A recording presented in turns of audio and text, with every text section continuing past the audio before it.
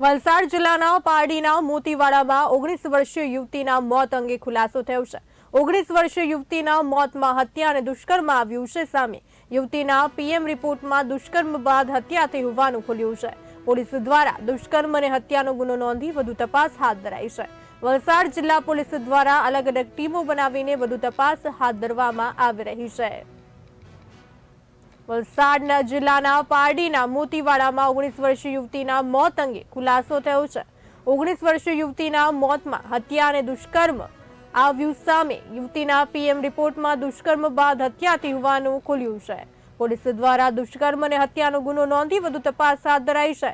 વલસાડ જિલ્લા પોલીસ દ્વારા અલગ અલગ ટીમો બનાવી તપાસ હાથ ધરાઈ છે। પાડી પોલીસ સ્ટેશન વિસ્તારના મોતીવાડા જે ગામ છે તેના નિશાળ ફળિયા વિસ્તારની એક 19 વર્ષની દીકરી છે, એને ગઈકાલે હોસ્પિટલમાં લાવવામાં આવી હતી મોહન દયાળ, અને હોસ્પિટલ દ્વારા પોલીસ સ્ટેશને સૌથી પહેલાં વર્દી આપવામાં આવી હતી। લોકલ પોલીસ સ્ટેશન પીઆઈ અને તમામ ટીમ તાત્કાલિક હોસ્પિટલ પહોંચી ગઈ હતી અને શંકાસ્પદ હાલતમાં દીકરીને લાવવામાં આવી હતી।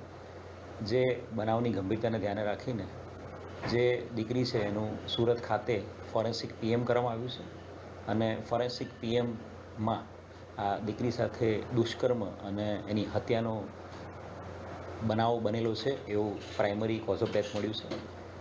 બનાવની જે પ્રાઇમરી કોઝ ઓફ ડેથના ધ્યાને રાખીને તાત્કાલિક એફઆઈઆર દાખલ કરવામાં આવી છે।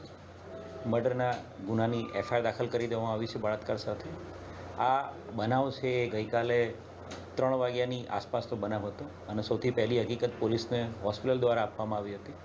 બનાવની ગંભીરતાને ધ્યાને રાખીને Valsad division DYSP, Vapi division DYSP, crime branch, SOG, Vapi town, Valsad city, Valsad rural, Dungri તમામ પોલીસ સ્ટેશનની અલગ અલગ 10 જેટલી ટીમો બનાવવામાં આવી છે।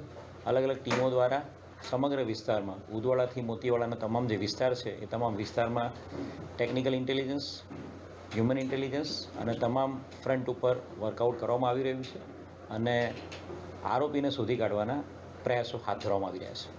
હત્યાનું પ્રાથમિક કારણ એ જે દીકરી છે એનું ગળું દબાવવાને કારણે એની મૃત્યુ આવ્યું છે, અને એ જેવું પ્રાથમિક કારણ આવ્યું છે તરત જ આપણે હત્યાનો ગુનો દાખલ કરી દીધેલ છે। હાલ અજાણ્યા ઈસમ વિરુદ્ધમાં જ ગુનો દાખલ કરવામાં આવ્યો છે, અને આરોપીને શોધી કાઢવા માટે crime branch, SOG, Valsad city police, Valsad rural police, સાથે સાથે વાપી ટાઉન પોલીસ અને ડુંગરા પોલીસની તમામ ડી સ્ટાફની ટીમો આ ગુનાની તપાસમાં કામે લાગેલી છે।